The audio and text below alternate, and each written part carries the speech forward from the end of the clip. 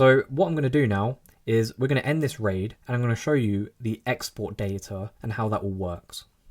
Okay, the raid has now ended.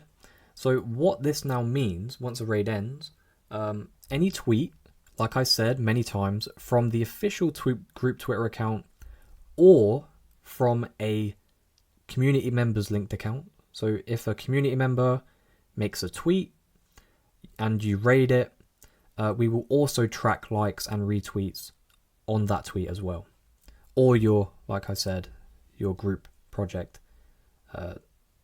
Twitter account. So if I type /export, it's going to ask us to wait. If we do /export, wait for that. So as you can see there, it didn't work. The reason was because I was a community member on my other account and they don't have access to exports. Obviously, only as an admin you can export. So if I type this command again, it should now work. So as you can see, it's asking us to wait around 15 minutes because we've got to retrieve all of the likes and the retweets which have been made on that post above. It doesn't usually take around 15 minutes, it's usually a bit less, but if we wait that amount of time, you'll see we'll then be able to get an export or a CSV file of all of that data which has been acted on. Okay, so I type /export. It's currently exporting that raid data. It usually takes a couple minutes, depends how much data you've got.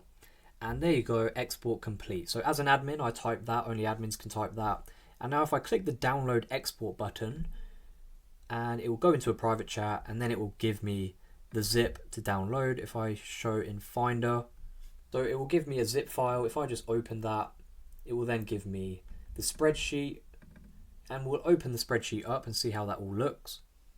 Okay, so when you open up the spreadsheet, you'll see a page like this. You can see that everything's already formatted.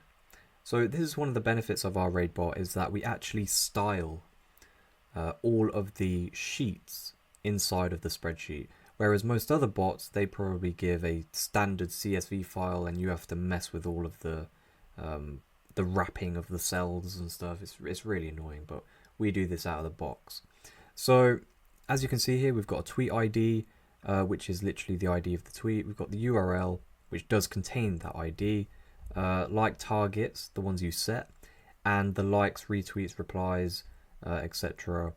that it finished on when the raid finished. It's worth noting that cancelled raids don't end up in here. And you can see who started the raid. You see an admin Telegram ID. You can't see what admin does that. The reason we're using IDs here is because admins can change their username. Same with many Telegram users in general, not just admins. But this is for the free tier. This is what they'll see. So if you're on the pro tier, however, you can actually get access to all these other sheets down here. So you can see likes in a very detailed way. I'll zoom in here. You can see the tweet ID.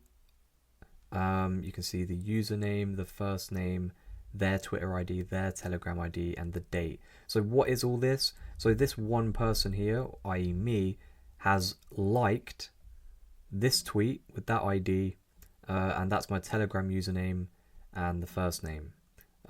If there is a first name, if there is a username. These use the most recent value. However, you should base everything off the Telegram ID. That's just to help keep things easier, because these IDs don't change. Okay, so the same also applies for retweets, bookmarks. Replies is a little bit different. If we step into that, you can see that it shows the tweet ID, the same stuff as last time, but it also shows a reply URL and it shows the text they used. So you've got a lot of information here on a very granular level. So in the beginning, if we go back, you can see for each of these raids, you can see that there's an admin Telegram ID. That's who started the raid. However, if we go to the admins list, you can then link these IDs to the relevant admins. Doesn't matter, because this gets the most recent username when you do /export. But the best thing is here, if you go to admins raided, you can actually see the amount of raids that have been done by each different admin. So you've got a good level of management there, so you can see who's being the best admin inside of your group. You can see auto raid here is actually taking up a lot of the raids, which is good.